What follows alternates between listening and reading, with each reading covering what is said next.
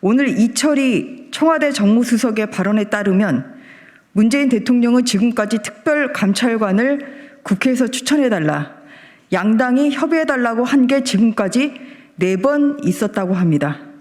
그러나 이는 명백히 사실과 다릅니다. 문재인 대통령 취임 후 국회에는 청와대로부터 특별감찰관 후보자 추천을 요청하는 공문이 단 한 차례도 온 적이 없는 것으로 확인되고 있습니다. 오히려 국민의힘이 나서서 민주당이 의도적으로 특별감찰관 후보 추천을 미루는 것에 대해 문제 제기를 했고, 원내대표 명의로 국회의장에게 특별감찰관 후보자의 조속한 추천 절차를 시행할 것을 요청하는 공문을 발송한 바 있습니다. 국민의힘은 그동안 누누이 특별감찰관 임명 절차를 서둘러 줄 것을 촉구해 왔습니다. 특히 더불어민주당은 공수처장 후보 추천위 구성을 진행하면서 특별감찰관 후보 추천을 동시에 진행할 것을 국민의힘에 제안한 바도 있습니다. 특별감찰관은 대통령의 친인척과 청와대 측근 실세들을 감찰하는 중요한 역할을 합니다. 권력형 비리를 막을 수 있는 더 실효적인 제도와 기구를 무려 4년 동안이나 무력화시킨 것에 대해 깊은 유감을 표명하며, 청와대와 민주당은 이제라도 특별감찰관 추천을 위한 절차를 서둘러 줄 것을 강력히 촉구합니다. 이상입니다.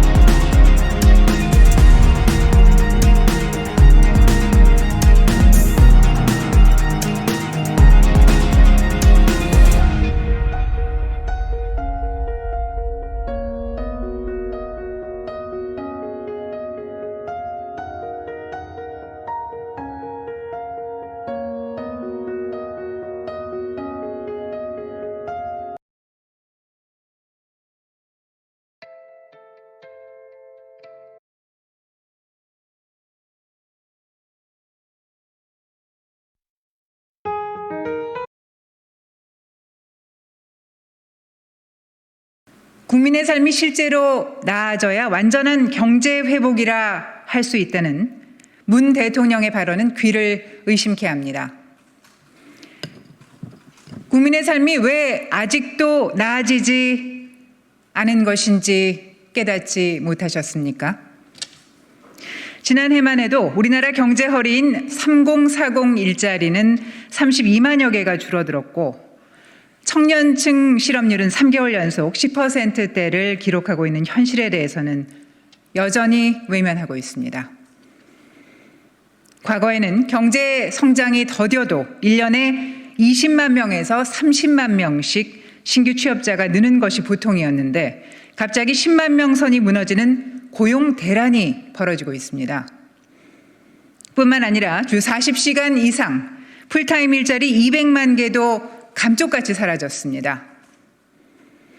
근로자 임금을 대폭 올리면 소비가 늘어 경제가 성장한다는 소득 주도 성장 정책의 실험 결과입니다.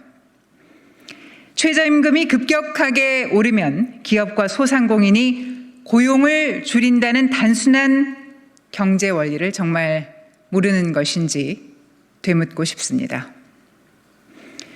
끝을 알 수 없는 코로나19, 치솟는 물가, 폭망한 부동산 정책으로 폭등한 집값과 세금 폭탄 고지서 등 우리 국민들 앞에 놓여 있는 상황들은 엄혹함 그 자체입니다. 이제 임기를 1년 남긴 정권은 최선을 다하겠다는 말만이 아니라 최선의 결과를 국민들께 보여드릴 책무를 느끼고 절박함을 가져야 합니다.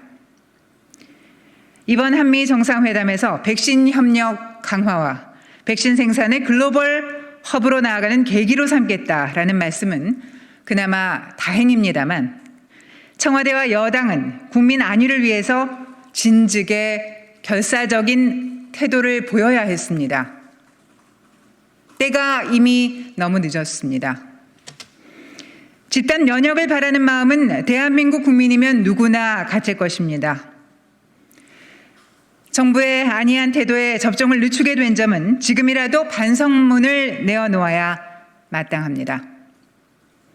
백신 허브를 강조하면서 정치적으로 과대 포장하고 과대 홍보할 것이 아니라 신속하고 정확한 결과를 내는 것이 우선입니다. 아울러 지난 총선에서 코로나19를 핑계로 국민 호주머니에 14조 원을 꽂아주고 압승한 여당은 잔꾀로 국민을 현혹하지 말고 이번 주 열릴 한미 정상회담에 백신 보릿고개 극복 방안은 물론이고 반도체 압박 등 산적한 현안들을 꼼꼼하게 챙기시기 바랍니다. 앞서가는 말에 민망한 결과가 나오지 않도록 제발 차분하고 엄숙한 자세로 현안을 챙길 것을 다시 한번 강조드립니다.